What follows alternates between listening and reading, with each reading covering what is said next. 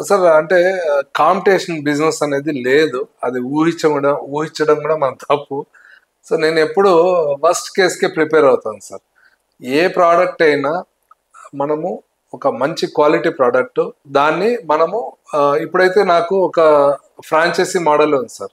So నా purchasing bulk ఉంటుంది కాబట్టి మనం ప్రైజింగ్ కూడా మనం బెస్ట్ ప్రోడక్ట్ బెస్ట్ ప్రైజింగ్ తీసుకోగలుగుతాము. దీంతో పాటు నా సక్సెస్ లో ఒక ఇంట్రెస్టింగ్ పాయింట్ ఏంటంటే ఈ రోజుల్లో మీరు అబ్జర్వ్ చేసినట్టయితే మనం బయట ఒక ఆరెంజ్ కొంటాం సార్, దాని మీద ఒక చిన్న స్టిక్కర్ అతికిచ్చి ఉంటుంది. యాపిల్ కొన్నా దాని మీద ఒక చిన్న స్టిక్కర్ ఉంటుంది. సో ఆ ప్రోడక్ట్ కి బ్రాండింగ్ అవసరం లేదు. కానీ అది ఎందుకు చేస్తున్నారంటే ఎక్కడో ఒక చోట ఒక యాడెడ్ అడ్వాంటేజ్ కోసమో లేకపోతే వాల్యూ యాడ్ చేయడం కోసమో ఇలాంటివి చేస్తున్నారు. సో నాది కూడా ఏంటంటే మనం ఒక మంచి ప్రోడక్ట్ తయారు చేసి దానికి ఒక పేరు పెట్టినప్పుడు దానికి ఖచ్చితంగా ఒక యాడెడ్ అడ్వాంటేజ్ యాడెడ్ వాల్యూ వస్తుంది.